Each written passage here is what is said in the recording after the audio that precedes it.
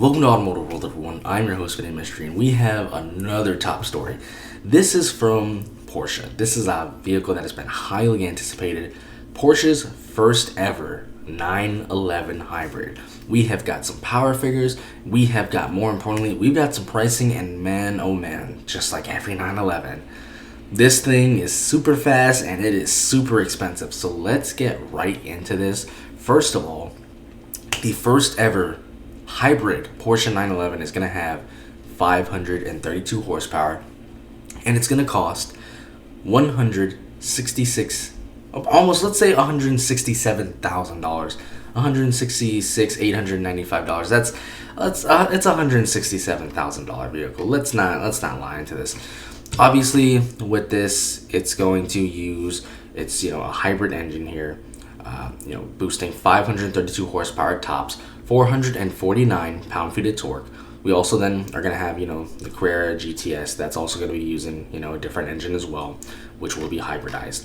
But let's stick to the most important part here, is the pricing on this vehicle. And man, oh man.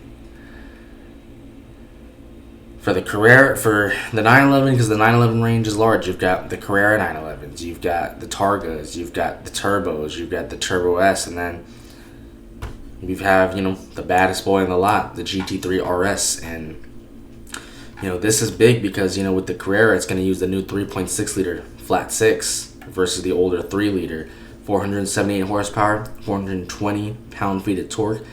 It's a 5 horsepower bump over the previous one. This is going to use a turbocharger with an 11 kilowatt motor, 14.7 horsepower. So this is going to be really, really, really big. But the most important thing here, we are here for the pricing. The normal 911 2025 911 Carrera is going to start at $122,095. That is with destination fee. Keep in mind, we have 2024 pricing for the previous models here. These vehicles have jumped significantly. We can see here that is a $6,000 jump. That's a big, big jump.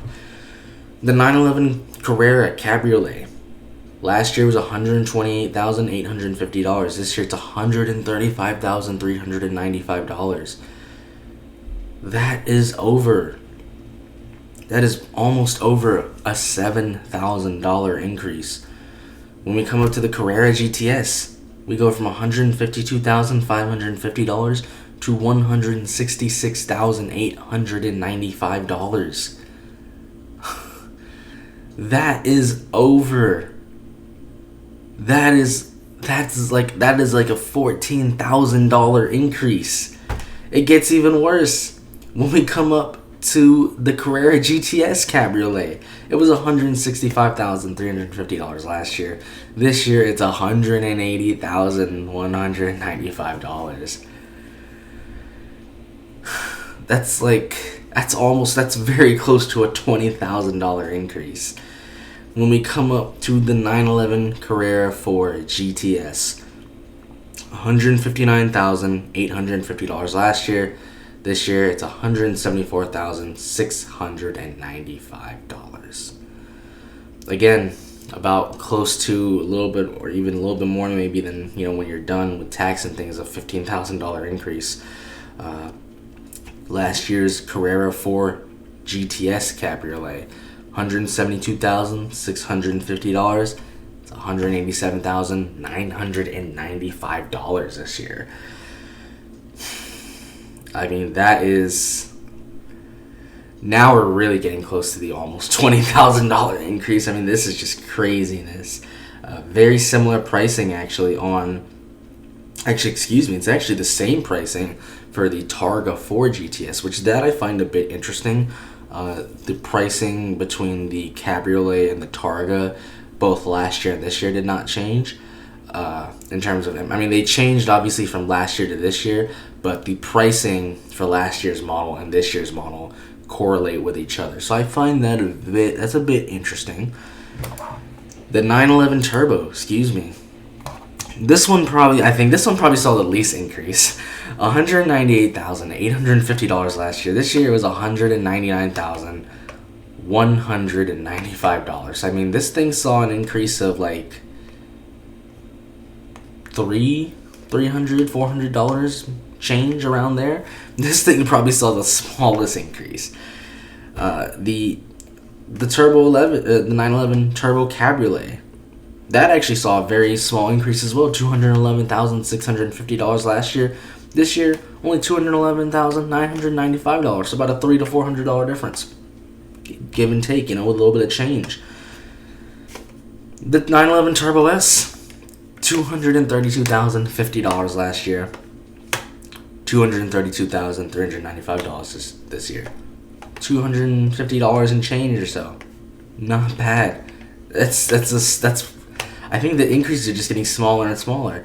Last year's 911 Turbo S Cabriolet, $244,850. This year it's going to be $245,195. Not too bad, not too big of an increase. And then the biggest one, the baddest one. This is the one that when you think of a Porsche 911, this is the one that more than likely everybody wants.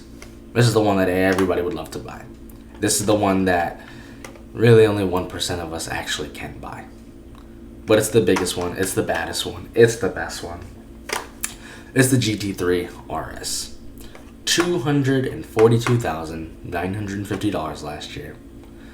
$243,295 this year with destination fee.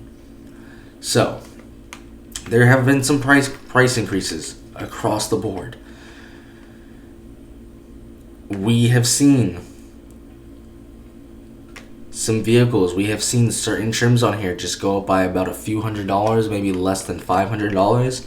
And we have seen some trims on here, and they've gone up by about anywhere from $15,000 to $20,000.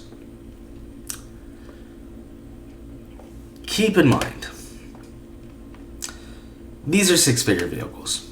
I mean, the GT3 RS is already like $250,000 essentially.